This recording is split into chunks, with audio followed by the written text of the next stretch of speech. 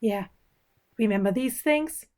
You probably won't, because Topmodel by Debsche is apparently a German thing. To explain it quickly, there are just model bases which you can draw on. And when I was in elementary school, these things were everywhere. And at last, I got my mother to also buy me some, and now I own 3 of them. And I realized after going through them again and finding those masterpieces that I made my first fan arts in one of these. And of course it was Ninjago. And Clash of Clans! However, I thought it might be fun to pick one beautiful masterpiece out of each book and try to redesign it. So let's get started. This first one, this first one I picked because of its personality, I think. It kinda reminds me of one of those gravity-defying dresses.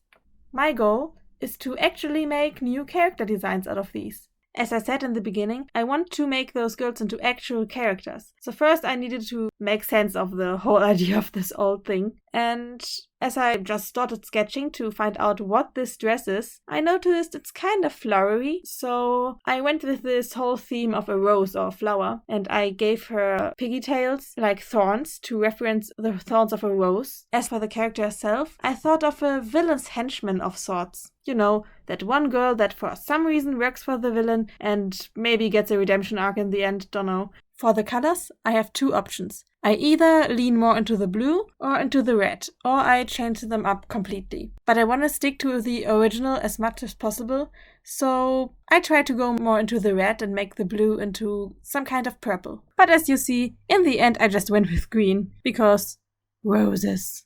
I just realized I forgot to plug my actual microphone in, so if the sounds are crappy till now, I'm really sorry for that. And while I'm coloring and stuff, let's talk about myself. Who am I?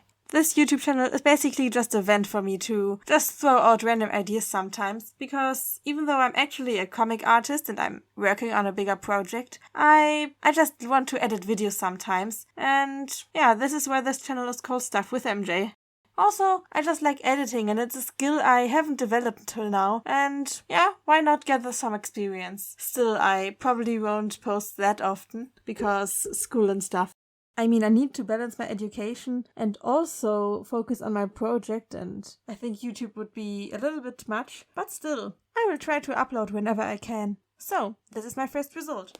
What do you think? I'm not 100% happy, but it's definitely better than what I did like 10 years ago. Alright, up to the next one. This one just screams 20s to me somehow, and I love this style, so let's have fun. I really wanted to keep the original design of the character, but still change it up a little bit, so make it fit the time period better and giving it a little bit more detail. My biggest change so far is probably the hair. I cut off the ponytail basically and made the hair a little bit more curly. And of course I had to do a wild dancing pose. Now to the line art. There isn't so much interesting about line art, so just let's talk about something else. As you see in this drawing, I'm a huge history nerd. I just love deep diving into any historical eras, like the Victorian or whatever. But what I find interesting is that your interests really influence the art you make. I just constantly catch myself implementing some things I stumbled upon recently to just implement them in new ideas. I mean, this is literally how inspiration works, and it's not like some people think some kind of plagiarism, because nothing is original. Whatever you do, it has been done before in some way. This is also why references are not cheating.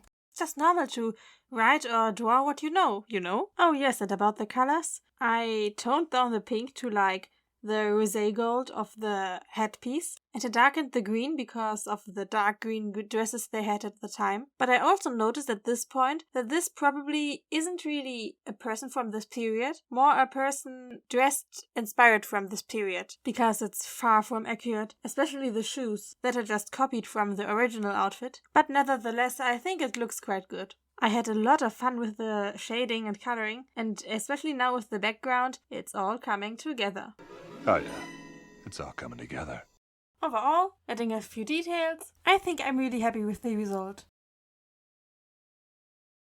The last one is by far the most interesting one. This is where my 9-year-old me seems to have tried to make actually a character. But also is this the one where 19-year-old me forgot to click the time-lapse record button, so you won't see my actual sketching process. Still, this one took me the longest to make because I don't know, I kinda lost motivation for a while and I started procrastinating. And also the process for making this one was by far the messiest. Maybe it was partly because I tried to turn away from the cell shading for once and I wanted to try like a smoother shading technique. But oh, I completely forgot to talk about the character I'm drawing here.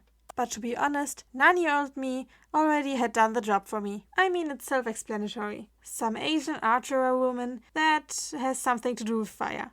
What I changed about the original design? I shortened the coat that she wore to reveal the dress that was beneath it, because I wasn't a fan of the original silhouette, and I saw opportunity for some big sleeves. And now I present to you me struggling with the background. I don't draw fire that often, because I haven't drawn in a while actually, because my time is devoted to writing right now. Still, I'm quite glad that I found a reason to draw something more complex again. I really need to do this more because for like 2 years or something, I was drawing on a comic that was just cel shading, just as efficient as possible, and so I lost my motivation to draw more complex stuff in general. But still, it's just such a great opportunity to learn some new skills in rendering and new tricks and stuff like that.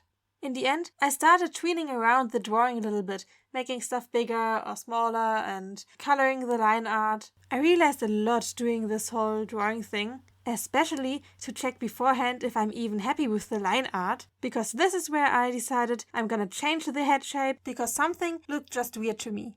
Anyway, I'm done now. I had a lot of fun. These are the results. And my conclusion is, in 10 years, I have definitely gotten better at drawing. So if you want me to maybe do a part 2 and do something other, maybe more creative with my old masterpieces, leave a like and put it in the comments. And man, I hate this sentence, but yeah. Thank you for watching. This video was sponsored by